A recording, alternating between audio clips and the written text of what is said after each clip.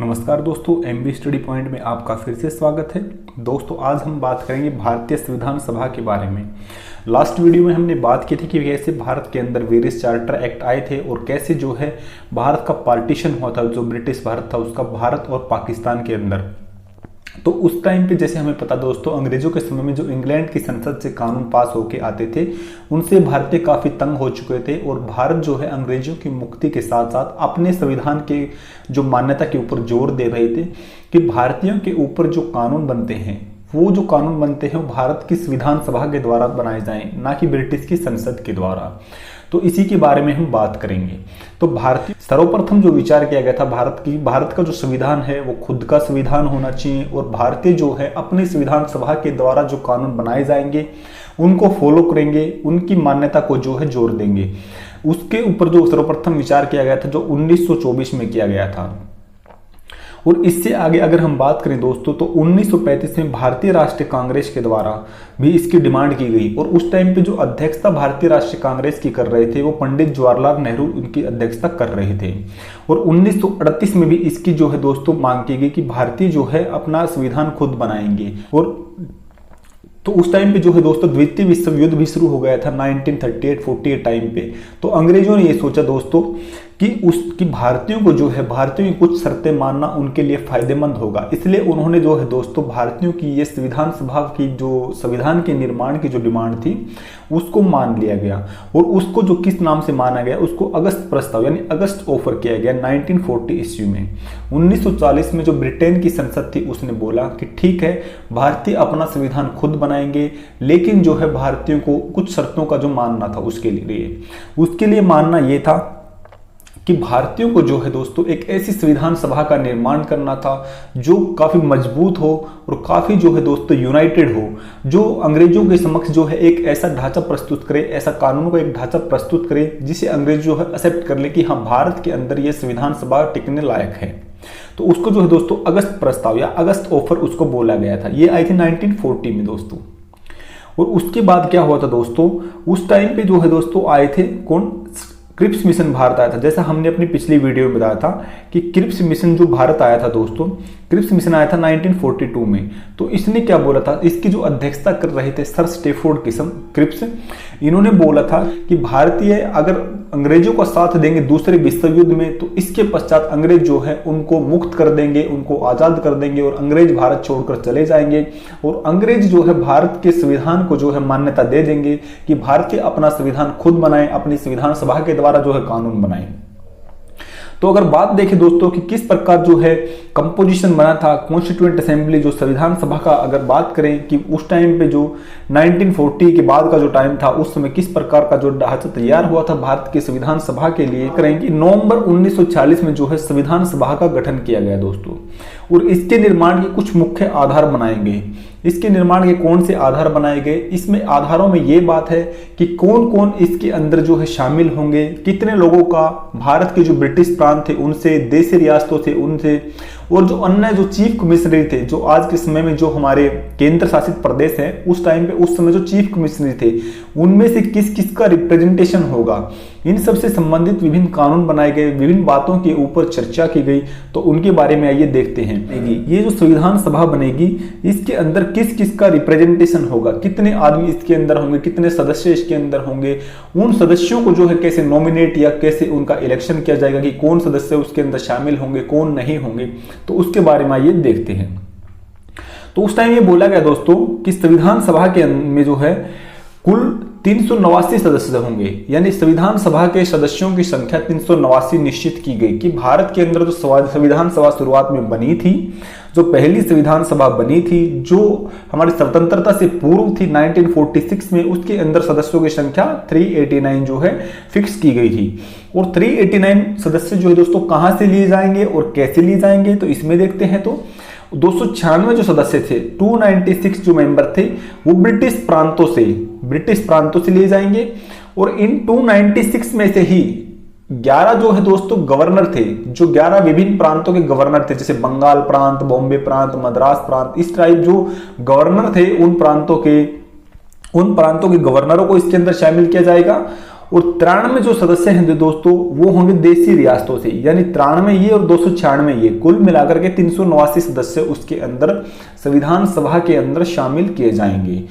दूसरा इसके अंदर क्या बोला गया कि सभी प्रांतों, जितने भी प्रांत थे और रियासतों में सीटों का बंटवारा जो होगा, कि कितनी सीटों का बंटवारा किस प्रांत को किया जाए, कितनी सीट जो है किस रियासतों को कितनी सीटें दी जाए, तो उसका जो बंटवारा होगा वो बंटवारा होगा जनसंख्या के अनुपात के आधार पर। रफली अगर इसका हम देखें दोस्तों तो 10 लाख लोगों के ऊपर में एक सीट, 10 लाख लोगों के ऊपर में एक सीट का जो है दोस्तों बंटवारा किया गया था इसके अंदर। दूसरा इसके अंदर यह बोला गया था कि भारत की जो संविधान सभा बनेगी उसके अंदर सभी प्रांतों से सभी वर्गों का नेतृत्व होगा, चाहे वो दोस्तों शेड्यूल्ड कास्ट हो, चाहे वो कोई शेड्यूल्ड ट्राइब हो, कोई जनजाति हो, जाति हो, कोई भी धर्म विशेष हो, जैसे मुस्लिम धर्म है, माइनॉरिटीज हैं, पारसी हैं, भाई सिख हैं, सभी धर्मों का जो है उसके अंदर, सभी वर्गों का, सभी जातियों का उसके अंदर नेतृत्व होगा, ऐसा बोला गया था। और सीटों को जो है उस टाइम पे भी उनको आरक्षित किया गया था जनसंख्या के अनुपात के आधार पर, कि जिस जनसंख्या के लोग, जिस जाति के लोग, जिस धर्म के लोग जिस प्रांत में ज्यादा रहते थे वो सीट रिजर्व की गई कि उस जाति के लोग या उस धर्म के लोगों का ही उसके अंदर से नेतृत्व होगा, वही उसके अंदर से इलेक्शन लड़ेगा या नॉमिनेट होगा। और देशी रियासतों से, जो प्रांतों से हुआ था दोस्तों, वो तो हुआ था इलेक्शन हुआ था कि उनकी जो विधानसभाओं के द्वारा जो है दोस्तों वो चुने गए थे। देशी रियासतों से क्या हुआ था, सदस्यों का नॉमिनेशन हुआ था, यानी जो प्रिंसली स्टेट थी, जो राजा महाराजा जो राज करते थे तो उसके अंदर क्या हुआ था, सदस्यों का नॉमिनेट किया गया था। उसमें जो महाराजा थे वो किसी भी सदस्य को एक नॉमिनेट करके संविधान सभा के अंदर में भेज सकते थे, उसमें वहां पे कोई इलेक्शन टाइप जो है कार्य नहीं किया गया था। तो संविधान सभा की जो बैठक हुई दोस्तों, उसका जो इलेक्शन हुआ, संविधान सभा का जो इलेक्शन हुआ, जो 389 जो सीट निर्धारित की गई कि इतने लोगों का जो है दोस्तों इसके अंदर सदस्यों का चयन किया जाएगा, तो उसका जो इलेक्शन हुआ था वो हुआ था जुलाई से अगस्त 1946 में, अगस्त 1946 में उसका चुनाव हुआ था। और वो जो इलेक्शन हुआ था उसके अंदर जो इंडियन नेशनल कांग्रेस थी उन्होंने जीते थे दोस्तों 208 सीटें उन्होंने जीती थी। इसके अलावा मुस्लिम लीग ने जो इलेक्शन लड़ा उसमें 73 सीटें जीती थी, और अन्य जो छोटे ग्रुप थे या कोई इंडिपेंडेंट थे उन्होंने जो है दोस्तों 15 सीटें इसके अंदर जीती थी। और इसके अंदर खास बात यह थी दोस्तों कि प्रिंसली स्टेट थी दोस्तों, उनके द्वारा जो है इसके अंदर कोई रिप्रेजेंटेशन इसके द्वारा नहीं किया गया था। प्रिंसली स्टेट थी उसमें मैक्सिमम जो है वो यही चाहते थे कि उनको इंडिपेंडेंट रखा जाए, उनका जो है दोस्तों उनके जो राज्य हैं जिसके ऊपर जो राजा महाराजा राज करते थे तो पहली बात तो इंडिपेंडेंट रहना चाहते थे, कई तो इसके अंदर शामिल ही नहीं होना चाहते थे, जैसे कई तो काफी बाद में मजबूरी में शामिल हुए थे। जैसे कश्मीर का अगर हम मुद्दा देखें, जो राजा हरि सिंह थे बाद में लास्ट में मजबूरी में शामिल हुए थे। तो प्रिंसली स्टेटों का इसके अंदर जो है दोस्तों रिप्रेजेंटेशन नहीं हुआ था संविधान सभा के अंदर में, मतलब इस इलेक्शन के अंदर में। इस इलेक्शन में जो है दोस्तों उनकी तरफ से वैसे भी नहीं था क्योंकि उसके अंदर से नॉमिनेशन की बात की गई थी। और अगर हम इसकी कार्य प्रणाली की बात की देखें दोस्तों, तो कार्य प्रणाली की इसकी पहली बैठक जो हुई थी, संविधान सभा की पहली बैठक कब हुई थी, वो हुई थी 9 दिसंबर 1940 को। तो दोस्तों ये जो चुनाव हुए थे, इस चुनाव में जैसा हमें पता है कि इंडियन नेशनल कांग्रेस को 208 सीटें मिली थी और मुस्लिम लीग को 73 सीटें मिली थी, यानी उनका रिप्रेजेंटेशन काफी कम रहा था, वो काफी ज्यादा सीटें नहीं हासिल कर पाई थी, इसलिए उनका संविधान सभा में रिप्रेजेंटेशन कम था। और वो वैसे भी जो है दोस्तों उन्होंने क्या किया गया था, बाइकआउट किया गया था। मुस्लिम लीग ने जो है संविधान सभा की बैठकों से बाइकआउट किया था क्योंकि वो अलग अपने लिए अलग स्टेट की मांग कर रहे थे, अलग वो जो है दोस्तों देश की मांग कर रहे थे, वो अलग पाकिस्तान की मांग कर रहे थे, जो मुस्लिम लीग का नेतृत्व कर रहे थे वो लोग। तो इसके अंदर टोटल जो अटेंडीज हुए थे वो 211 हुए थे। 211 में जो है 208 तो कांग्रेस के थे और 3 जो थे वो इंडिपेंडेंट थे। और इसके अगर अध्यक्ष की बात करें तो संविधान सभा के जो प्रथम अध्यक्ष चुने गए थे, पहले अध्यक्ष थे सच्चिदानंद सिन्हा थी। और ये दोस्तों जो है 9 दिसंबर 1940 को जो बैठक हुई थी उसमें टेम्परेरी अध्यक्ष चुने गए थे। जिस प्रकार जो वर्तमान समय में जो हमारी लोकसभा की जो पहली बैठक होती है उसमें पहले जो लोकसभा स्पीकर चुने जाते हैं पहले दिन के लिए, जो शुरुआत में वो टेम्परेरी चुने जाते हैं, उसको प्रोटेम स्पीकर भी बोलते हैं। इसी प्रकार से जो हमारे सच्चिदानंद सिन्हा थे वो पहले अध्यक्ष यानी टेम्परेरी अध्यक्ष चुने गए थे। फिर इसके 2 दिन बाद ही इसकी दूसरी बैठक हुई थी, वो हुई थी 11 दिसंबर 1940 को। और इसके अंदर डॉक्टर राजेंद्र प्रसाद को पहला स्थायी सदस्य यानी इसके अध्यक्ष चुने गए थे। और BN राव जो थे दोस्तों वो इसके संवैधानिक सलाहकार चुने गए थे। जो संविधान की जो समिति थी हमारी, संविधान सभा थी जो हमारी, उसके जो एडवाइजर चुने गए थे वो थे BN राव। और इसके आगे की बात करें दोस्तों, जो दूसरी बैठक हुई थी उसके पश्चात जो जवाहरलाल नेहरू की अध्यक्षता में जो है एक प्रस्ताव पारित किया गया था, उन्होंने एक प्रस्ताव प्रस्तुत किया गया था। उसके अंदर क्या क्या रिकमेंडेशन थी कि संविधान सभा किन के ऊपर जो है काम करेगी। जो हमारी प्रस्ताव, उद्देश्य प्रस्ताव यानी जो प्रेम्बल था, प्रेम्बल जो है उसके अंदर पारित किया गया था संविधान सभा के अंदर में, कि जो संविधान सभा बनाई है वो किन कार्यों,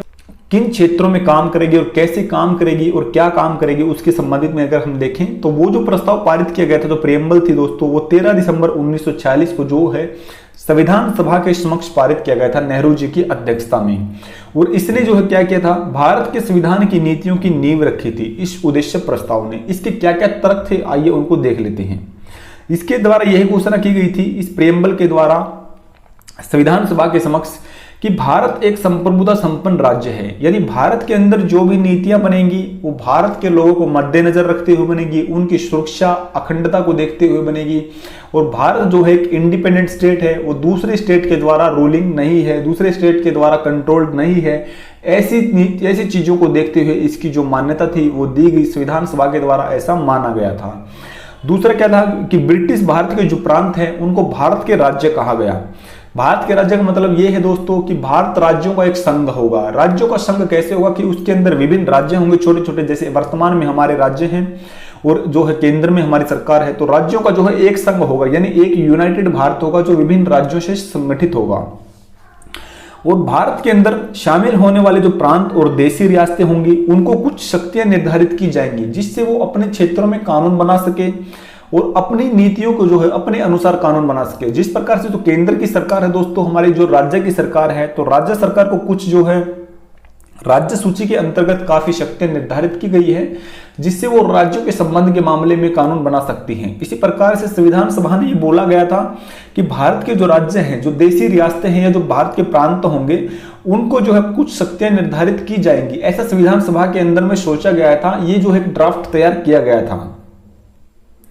और इसके अंदर ये बोला गया था कि संविधान सभा जो है ये इंश्योर करेगी, ये पक्का एक चीज देखेगी कि सभी लोगों को जो है सामाजिक और राजनीतिक समानता मिले, सभी लोगों के साथ न्याय हो और सभी लोगों को जो है अधिकार दिए जाएं। जो विशेष वर्ग है, जो हमारी जो स्पेशल कैटेगरी है, जो हमारी रिजर्व कैटेगरी है, जो अनुसूचित जाति या जनजाति हैं या धर्म की जो माइनॉरिटीज हैं, उनको जो है विशेष प्रकार के अधिकार दिए जाएंगे जिससे कि उनके शोषण की संभावना कम से कम हो या शोषण की संभावना ना हो।